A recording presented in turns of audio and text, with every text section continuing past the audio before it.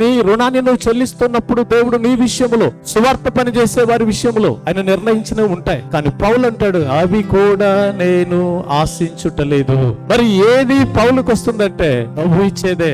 ప్రభు సింహాసనం ఎదుట ఆయన పొందేదే ఆయన వేతనం. దాని కొరకు ఆశపడి ఆయన మీద ఉన్న రుణమును ఆయన చెల్లిస్తూ ఉన్నాడు. రోమా పత్రిక 1వ అధ్యాయం 4వ వచనంలో చూడండి, గ్రీసు దేశస్థులకును గ్రీసు దేశస్థులు కాని వారికిని జ్ఞానులకును మూఢులకును నేను రుణస్థుడను. రోము యొక్క ప్రారంభాన్ని మీరు పరిశీలన చేస్తే టైబర్ నది ఒడ్డున అది ఒక చిన్న గ్రామం అండి. కానీ ఆ తర్వాత రోమా చక్రవర్తులు వచ్చారు. వారు ప్రపంచానికి చాలా నాగరికతను నేర్పారు. ఆ మంచి రోడ్లను, తర్వాత రవాణా వసతులను ఏర్పాటు చేసింది రోములోనే. వాటన్నిటినీ సద్వినియోగం చేసుకుని సువార్తను బహు బలముగా అందించాడు అపోస్తలుడైన పౌలు.